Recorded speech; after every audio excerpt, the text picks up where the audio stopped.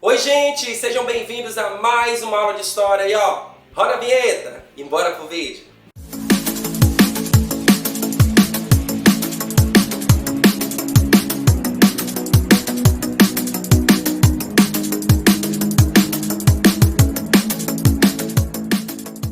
E no vídeo de hoje nós vamos conhecer um pouco mais sobre o Rio Nilo e o Egito Antigo. Na verdade, nós daremos continuidade aos nossos estudos sobre a relação que os seres humanos tinham com os rios e a construção de sociedades antigas, como neste caso, o Egito. Talvez uma das primeiras coisas que deve passar na nossa cabeça é de que o Egito é uma região árida, seca e que o Nilo vai ser um presente do Deus, na crença dos egípcios, para esta localidade. Se ela é muito seca, o rio vai acabar ajudando neste processo de fixação das primeiras comunidades, como nós já vimos em outras sociedades mais antigas, como China, Índia e Mesopotâmia. Aqui no Rio Nilo, há 6.000 anos, alguns grupos vão começar a formar os primeiros nomos, que são comunidades independentes que vão se aglomerar nas regiões do Nilo ao longo de seu percurso. E só depois de algum tempo é que elas vão se unificar, então vão todas se juntarem e formarem um grandioso Império Egípcio. E eu já comentei também em outras aulas que o Rio Nilo transbordava em algumas épocas do ano, o que vai fazer com que essa região fique alagada e então eles não possam plantar e nem desenvolver agricultura nesse momento. É o período em que eles se recolhem. E aí quando essas águas baixam, então esse terreno fica mais fértil, esta lama vai surgir e então eles plantam, cultivam alguns alimentos que serão muito característicos para aquela região, como por exemplo, trigo, cevada, uva, abacate, que fazia parte da alimentação mais comum dos povos egípcios nessa época. E claro, minha gente, eles também vão desenvolver alguns diques e barragens para poder conter a força dessas águas quando elas transbordavam neste rio. Vejam que é uma região seca, que tem um rio para aquele povo considerado um grande Deus, um grande presente, uma grande dádiva, e assim eles conseguem desenvolver o seu império. E já que eu estou falando de império, você deve lembrar aí que o cinema, utilizou muito essa região do Egito para poder fazer várias cenas cinematográficas, mas o que nós temos aqui é um império egípcio que tem uma sociedade muito bem estratificada. O que é isso? Uma sociedade organizada por camadas, na verdade por uma pirâmide, já que nós teremos as pirâmides do Egito. Mas o que é que isso significa? Que o faraó era o líder religioso e político dessa população, deste império. Ele era considerado praticamente um deus, e esse deus toma as decisões, esse deus manda, esse deus define as leis e as regras daquela sociedade, e o seu poder era passado de pai para filho. Então assim, nessa sociedade ele ocupava o principal cargo, a principal a principal camada da população, ficando no topo. Então você deve imaginar aí que ele dominava tudo. Agora, é claro que vão existir outros grupos dessa sociedade estratificada em camadas, e a gente vai conhecer agora. Temos aí na ponta da pirâmide o faraó, claro. Temos também os nobres e os sacerdotes que ocupavam ali a nobreza mais próxima do faraó, portanto, tinha uma influência muito grande junto ao faraó. Temos os soldados, então eles ocupam ali a terceira parcela, a terceira parte dessa sociedade, portanto era muito importante que eles fossem bem tratados, bem cuidados e tivessem alguns privilégios, porque eles defendiam não só o faraó, mas também poderiam conquistar novos territórios. Os escribas, que eram os responsáveis pela escrita, pelo desenvolvimento da escrita e também o registro das leis e também, claro, os registros do comércio. Temos os comerciantes que realizavam vários trabalhos também, tinham alguns privilégios. Temos os artesãos, que aí são os responsáveis pela fabricação de vários produtos e várias coisas essenciais para a vida dos egípcios.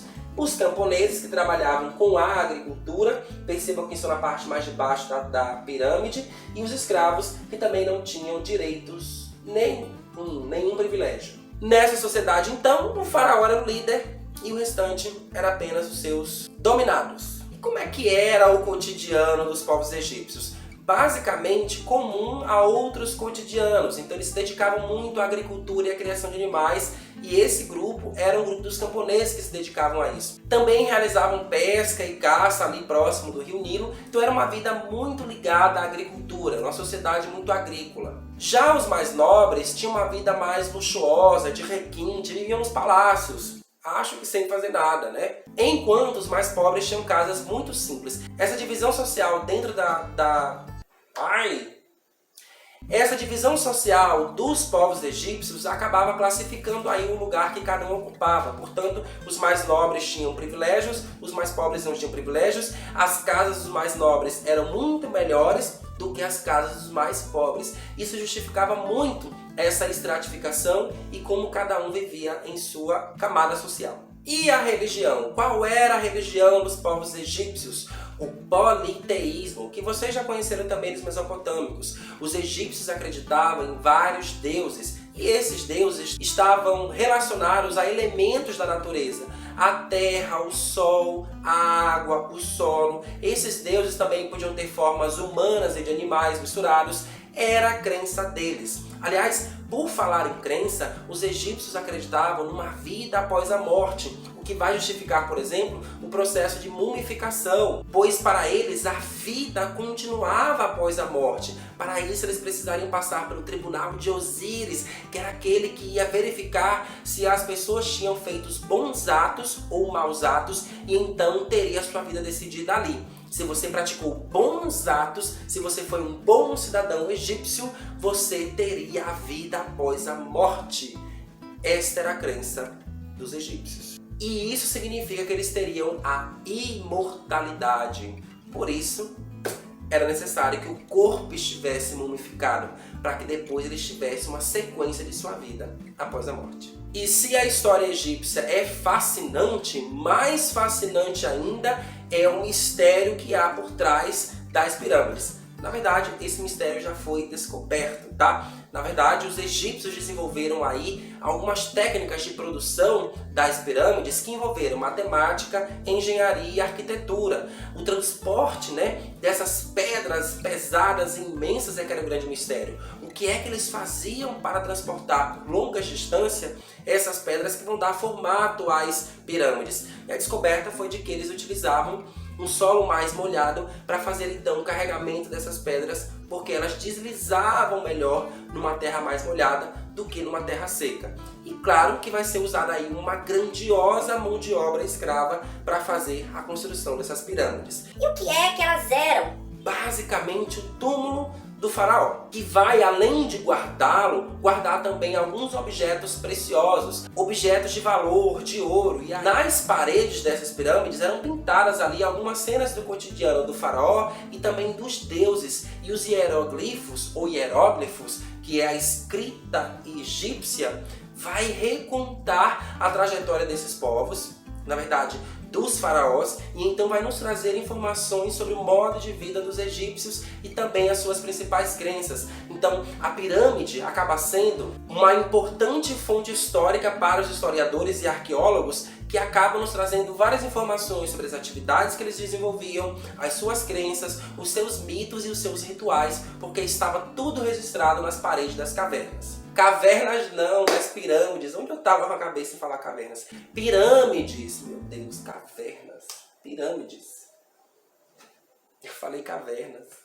Então eu espero que você tenha percebido aí que o modo de vida dos egípcios era muito parecido com o modo de vida de outras populações e sociedades antigas que já conhecemos. A sua relação com o rio era muito poderosa, era um deus e, portanto, para eles era muito importante que esse rio tivesse uma aparência de deusificação para que eles tivessem o seu retorno. E o retorno viria em volta de colheita, de agricultura, que era o mais importante naquela época. Também espero que você tenha percebido aí a divisão social dos egípcios também um pouco próxima e parecida como dos povos mesopotâmicos. Era uma sociedade também estratificada e cada pessoa vivia em sua camada, em sua classe social, sem mudar para outra classe e também tendo privilégios ou não privilégios diferentes para cada uma delas. O Egito ainda nos traz esse mistério das pirâmides e a sua religiosidade, e que pode ser temas de várias aulas nossas, com certeza. É isso, gente. Eu espero que você tenha gostado dessa aula. Não sai daqui sem deixar o like e a gente continua conversando numa próxima aula sobre esse assunto, tá certo?